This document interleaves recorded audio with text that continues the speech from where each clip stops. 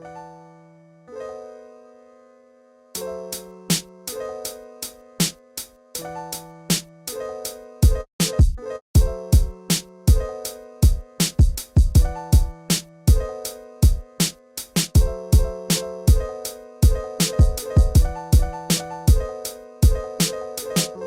to the Cavalier Corner, a show in which we'll be discussing all kinds of fun topics related to student life. My name is Giuliana. And I'm Camille, and today with us we have a very special guest. Would you like to introduce yourself? Sure, yeah. My name is Dessa Crum, and I work in International Inmigrant Student Services here at JCCC. So happy to be here with you Nice. guys. Thank you. We appreciate you being here. Okay, so before we get all about asking you about what you do at JCCC, let's have an icebreaker. So this is a fun way just to get to know anybody who's adding to our podcast. So my first question for you is, if you could live anywhere in the world for a year, where would that be? So there are so many places I have not been to and would like to go to. But lately I've been really interested in Colombia. So I think, Ooh. yeah, I've never been anywhere in South America. But I think there just seems to be such a history and such diversity. So I'm really curious about, they got mountains, you got the Amazon, you got the Caribbean. Sounds beautiful every time I see pictures or hear about Colombia. So I hope to go there one day. I think the thing about this question too is, I was like, should I choose somewhere I've never been or somewhere that I've been and I think that I could live there? Because I've always heard the thing about visiting a place and living there are two different things. So that's always been, concerned. How about you, Juliana? I know you are not. Are you prepared for this question? Okay, so I've been to quite a few places. Well, let's start off with I'm an international student already, which I feel like we've said this before, Camille too.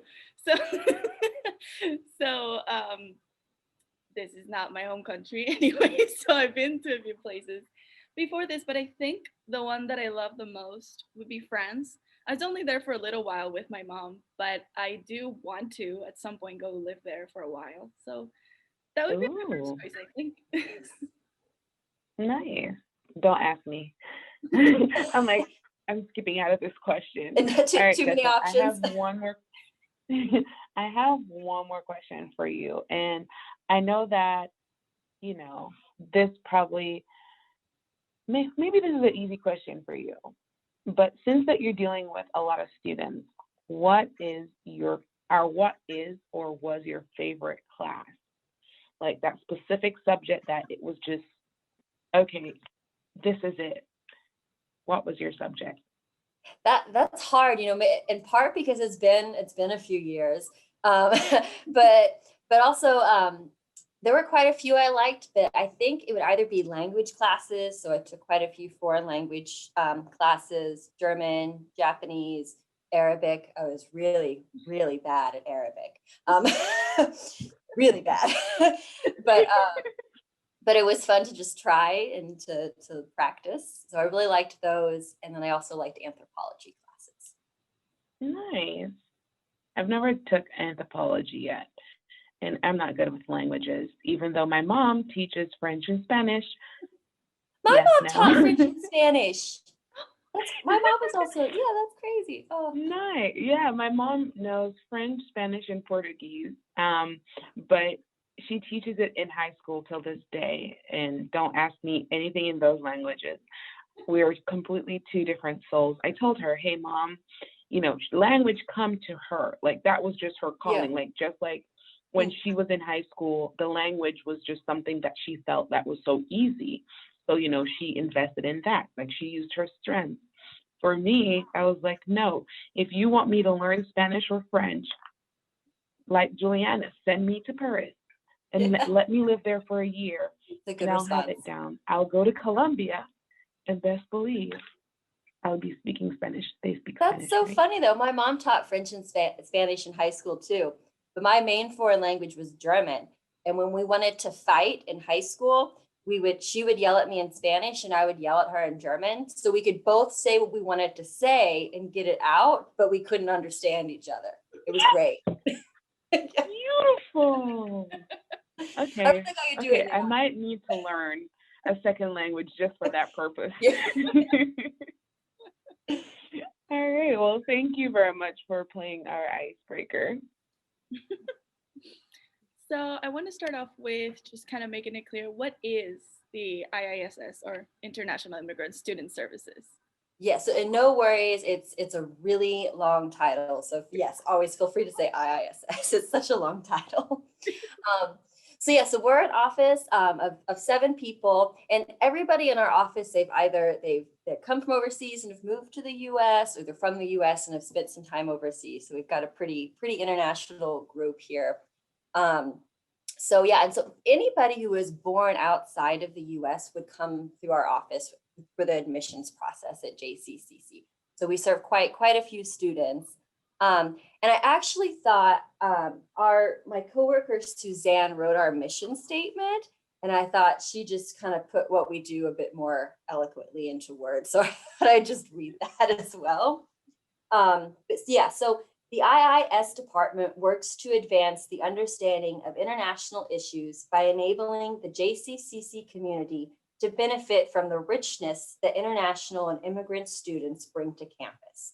The IISS serves over 1,000 students from 112 countries with admission assistance, federal regulation advisement, housing assistance, acculturation support, and guidance for accessing medical and community services. So it's kind of a bunch of different stuff and for different status types. I will say, I think most of our time I would say would be working with international students, so students on F1 visas. But our office is a little different from international offices at other schools, in that we serve all different status types. Awesome.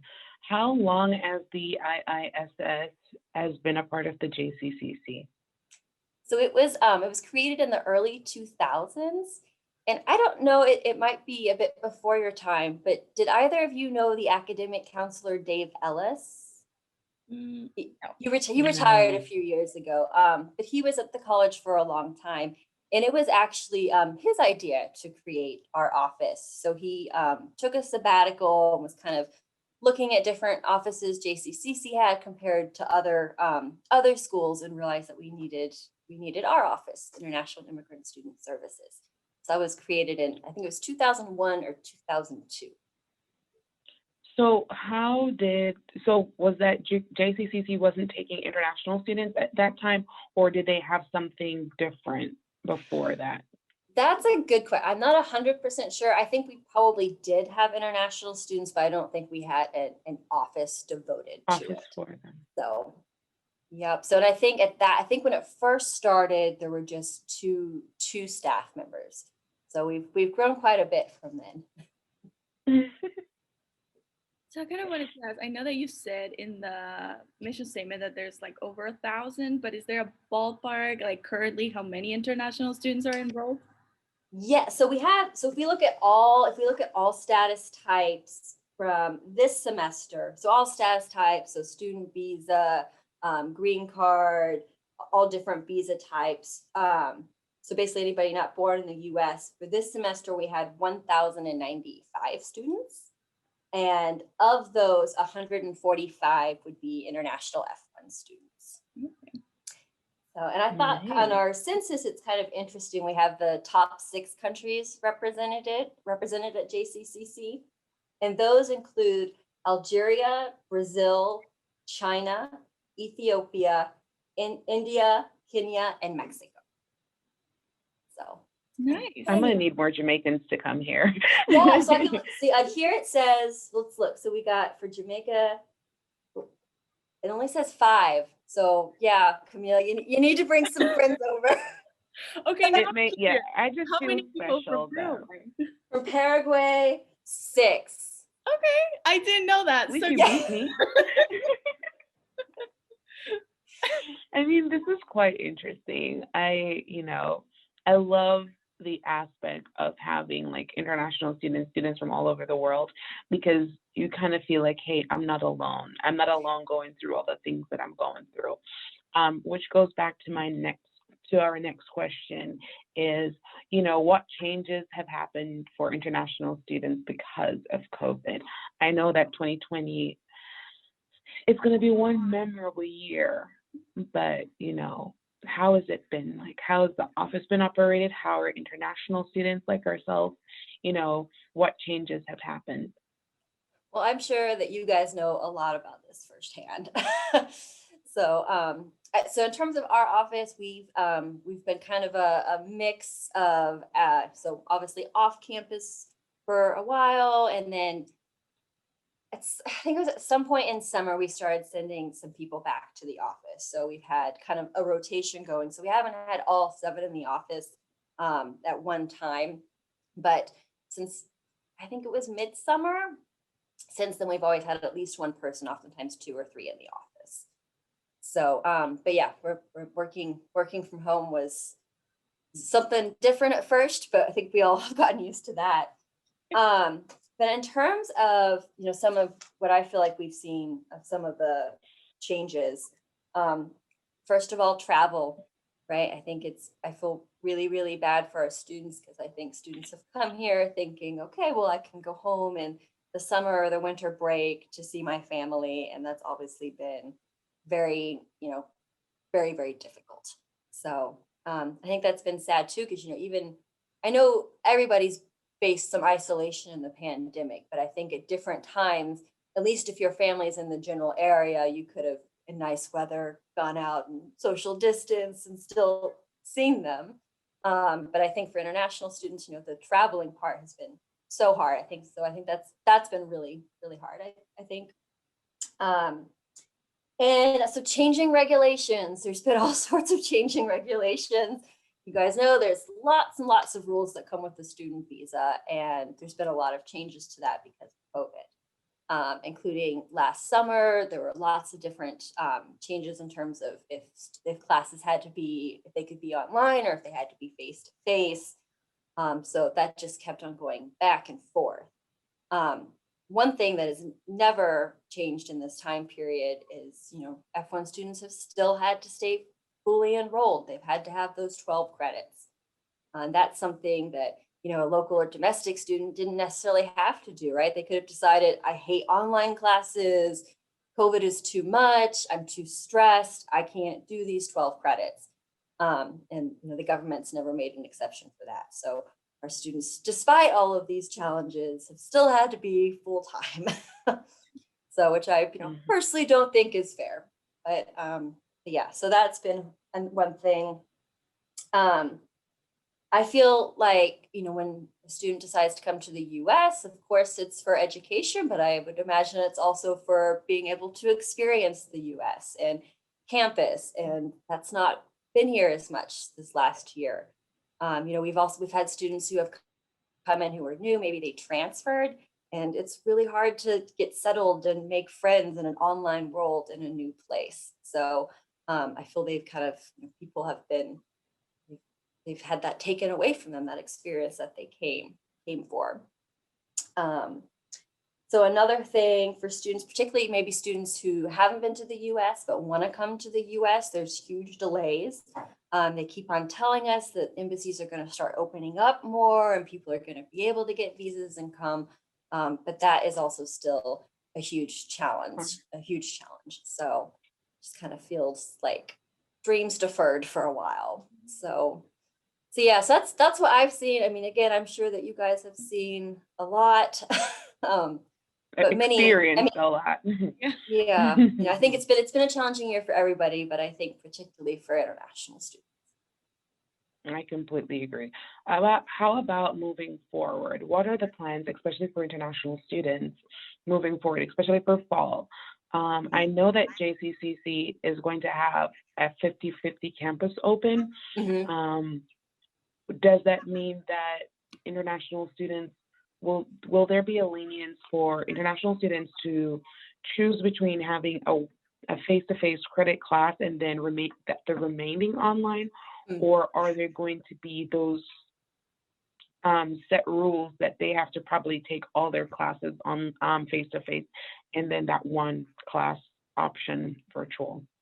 That's a really good question. So right now, there has not been any new official guidance from the government since last summer. So we're going off the old guidance, and so what that is right now would be it would remain the same that it has been for the last year. The F1 students still have to have at least one class that's face to face for the fall semester, and that's because JCCC is offering some face to face classes. And just for anybody who doesn't know, the normal ratio, so an F1 student would have to be full time, so 12 credits, and at least 9 credits would have to be face to face on campus.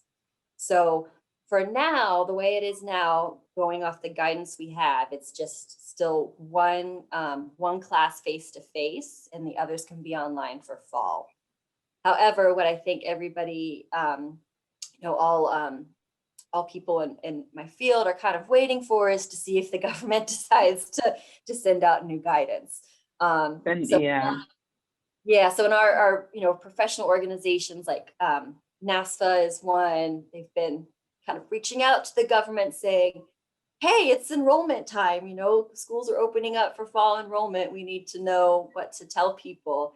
And so far there just hasn't been any new information. So I'm really, I'm really hoping that the information, I hope either that it just stays as it is and there's some leniency, or if they decide to change it, that they let us know soon, so we can let you guys. Because I think that's one of the problem, not problems, but that's one of the things that they always do. Like, they will wait last minute. They're like, oh yeah, school starts next week, let's send out an email. And I'm like, Yep, exactly. So, and that's no fun. I mean, it's everything in the world right now is constantly changing. It would be nice to, at least be able to pick a fall schedule and know that's what that is. And not have to change it last minute. Definitely. And in terms of new students, we are, if the student goes through our admissions process, they can get what's called their I-20 document, and then hopefully go to an embassy and get a visa and come to the US. It's just, it's a question of if that embassy is open in their country and how long it takes to get that visa. So we are hoping to get new students for the fall. But yeah, it's just can be very delayed. Is there be a link? Because I know that we went through. Yeah. I know the Jamaican embassy is open. However, it's just for, I think, like visiting visas, no. But it's like emergency, student, and working. Those are the only 3 options. So I'm thinking a lot of, especially because of the vaccine, the vaccine is going to probably be one of those, hey, if you have your vaccine and you're ready to go, then I'm assuming that they'll just, start allowing students to travel. Yeah, I really hope so too. And I know in some countries, for example, like China, it still seems to be closed, like really no chance. So I hope everywhere they're able to sort that out. So I think if we can, have students, from having students go to face-to-face classes, we can also work on getting students visas. I think it's like you feel, I don't know, when I did this process, it wasn't too complicated. There was obviously a waiting period, but it didn't take more than say 3 months to get all the papers sorted out. And now it's been so long that now you really feel the gap between governments because you have to abide by your own government and then the US regulations too. So now you really feel that disconnect in everything that's been going on, which I feel like is the real challenge for people that are trying to come in. Yeah, well, and also, I mean, students have to show funding before they're able to get the visa, and the world economies have been devastated. So that's also, somebody might have been able to do that before COVID, and now it's much more difficult. Yeah. But moving on from that to other fun things. Things will get better. Yes, they will. They definitely will. I feel like it's all been like a learning curve and a challenge for everyone. True. But moving on from that, going on to more fun JCCC things. My next question is, are there any events that the IISS hosts or co-hosts? Yeah, so we do a number of events, and of course, now they're all currently on Zoom.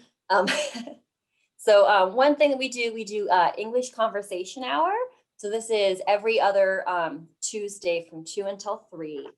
And this was created, we had students coming in who wanted, they just wanted an opportunity to practice speaking English in a conversational sense, Maybe they didn't get a lot of time to do that in class, and maybe at home they don't really speak English, so they wanted time to practice.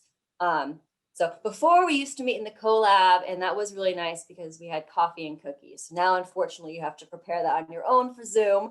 But yeah, we meet and we just have conversations about, it could just be anything. I mean, we kind of go all over the board. It's not a class, but anybody who's interested, it's open to everybody. So like we also have a number of American students who, if they're interested in traveling or interested in culture, so they also come and we just chat for an hour on Tuesday afternoons. We also do Great Decisions. So there's been Great Decisions groups in the US for decades. It's put on through the FPA, the Foreign Policy Association. And what they do every year, we're actually meeting this afternoon, so I've got my book, but they put this book out every year with 8 topics of global issues. So like this year they have Persian Gulf security, Brexit, the Arctic, China and Africa, the Koreas, the role of the World Health Organization. And participants get a book, and then they should ideally read the article before we meet, but it's not a class, there's no quiz. Even my mom who comes, the former teacher, she doesn't even always read the article beforehand. So, they say teachers make the worst students. So, but anyways, anybody who's interested can still come. It's, we're doing it once a month on a Thursday from 2 to 3:30. And what's kind of cool about our group is we bring in local experts. So for example, we've worked with the military school in Leavenworth. So like today we have a man who's coming, who's kind of an expert on Asia, who will talk to us about the US relationship with both North and South Korea, and the relationship between North and South Korea. So it's interesting. All of them are interesting because they're pretty, they're global topics that concern everybody. But also particularly for students who might be interested in political science or international relations. It's a good way to learn, to network. It also looks good on a resume. So we have that. And then our office also does stuff. So my coworker, Jaya Daniel, started the CCC, the Cultural Competency Committee, and they do programming. So we actually had just a few weeks ago, where we got together and talked about different rituals and ceremonies, had a number of students present. And in fact, we even had our new president, Dr. Bound, there. So we were excited about that. And then we also have hosted different programs with IMPACT, the Multicultural Programming Advisory Committee. Another thing we like to do is bring in visiting attorneys. So we had one like a month or so ago.